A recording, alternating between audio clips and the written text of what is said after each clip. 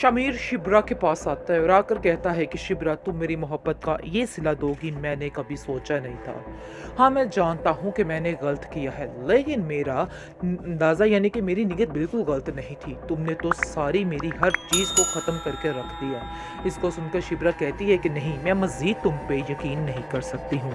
मेरे लिए तो जो तुमने मेरे बाप का, मेरे घर वालों का, मेरा मान तोड़ा है, ये बहुत बड़ी गलती कर दी है और इस चीज़ की माफ़ी तुम्हें नहीं मिलने वाली है। जिसको सुन के जी आप देखेंगे कि शमीर वहाँ से गुस्से से चला जाता है, क्योंकि कोई कसर महरीन ने नहीं छोड़ी है और महरीन अभी भी बाज नहीं आ रही है और जाकर कहती है दाऊद से कि बस अब ये एंड है और जल्दी से इनका एंड कीजिए।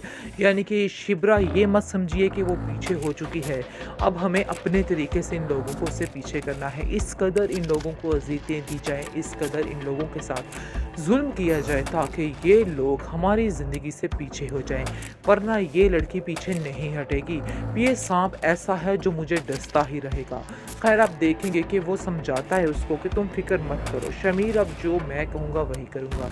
हम लोग इतनी बदगुमानियाँ उसके दिल में पैदा कर देंगे शिब्रा और उसके घर वालों के लिए कि वो इस बात को सोचने पर मजबूर हो जाएगा और उसे हमारी बातें ही ठीक लगेंगी।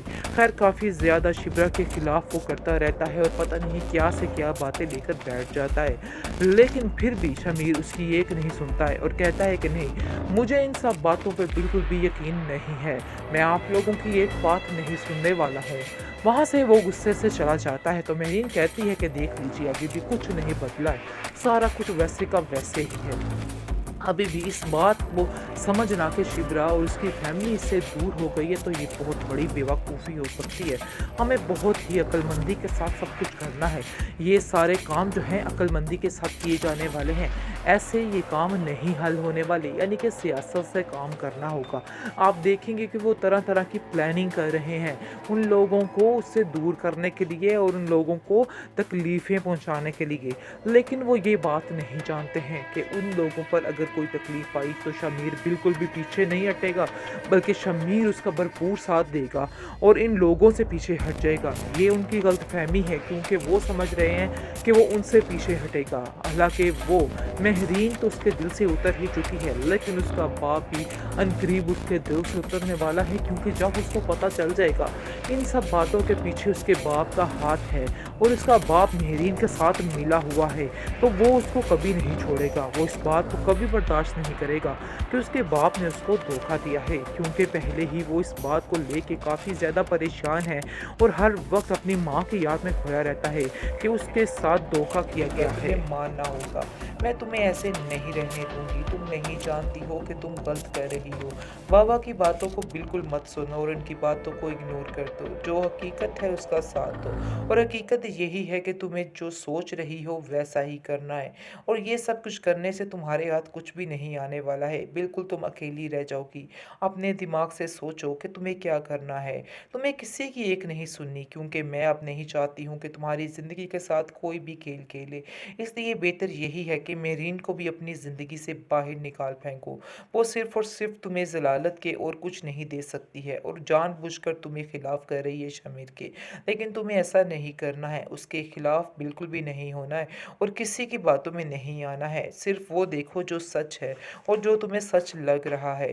कभी इनकी बातों में आकर तुम किसी को ऐसे अपने से दूर मत करना। जिसको सुनकर शिप्रा को तसल्ली होती है कि वो जो कुछ सोच रही है उसको ऐसा ही सोचना चाहिए। इस बात में सुकैना भी उसका साथ देती है। बेहतरीन ड्रामा सीरियल इश्क मोहब्बत में आप देखेंगे जी बहुत ही ज्यादती हो चुकी है शमीर के साथ।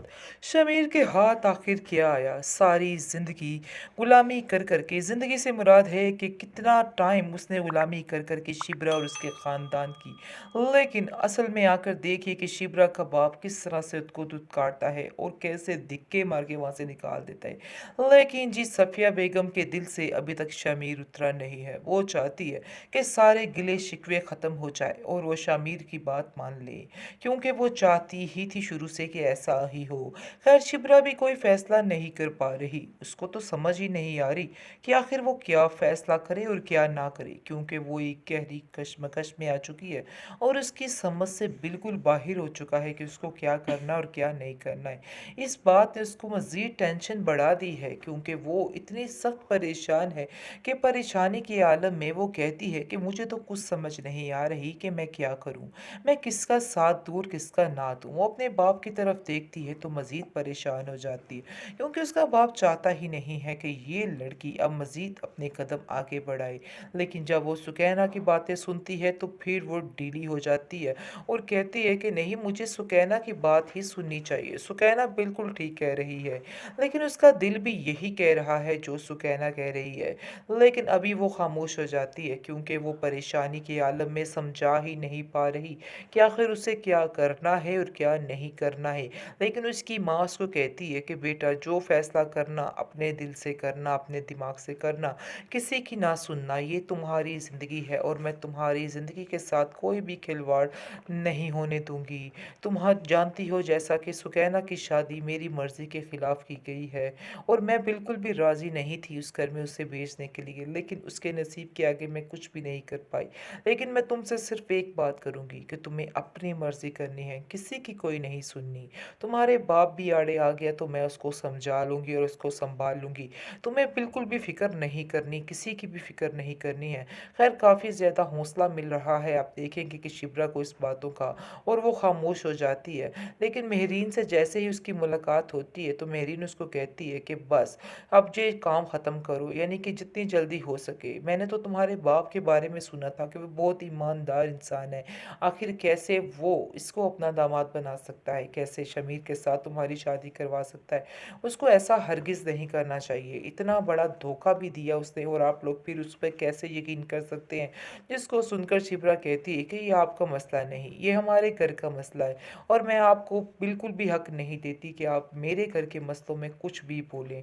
दूसरी तरफ सुकैना की कॉल आती है जी, और कहती है शिप्रा को कि शिप्रा, तुम्हें मानना होगा, मैं तुम्हें ऐसे नहीं रहने दूंगी। तुम नहीं जानती हो कि तुम गलत कर रही हो।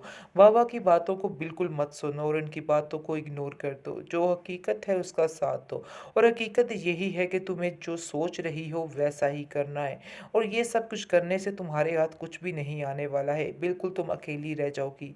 अपने दिमाग से सोचो कि तुम्हें क्या करना है। तुम्हें किसी की एक नहीं सुननी, क्योंकि मैं अब नहीं चाहती हूँ कि तुम्हारी ज़िंदगी के साथ कोई भी खेल खेले। इसलिए बेहतर यही है कि मेरीन को भी अपनी ज़िंदगी से बाहर निकाल फेंको। वो सिर्फ़ और सिर्फ़ तुम्हें ज़लालत के और कुछ नहीं दे सकती है, और जानबूझकर तुम्हें खिलाफ़ कर रही है शमीर के। लेकिन तुम्हें ऐसा नहीं करना है, उसके खिलाफ़ बिल्कुल भी नहीं होना है और किसी की बातों में नहीं आना है। सिर्फ़ वो देखो जो सच है और जो तुम्हें सच लग रहा है। कभी इनकी बातों में आकर तुम किसी को ऐसे अपने से दूर मत करना। जिसको सुनकर शिप्रा को तसल्ली होती है कि वो जो कुछ सोच रही है उसको ऐसा ही सोचना चाहिए। इस बात में सुकैना भी उसका साथ देती है।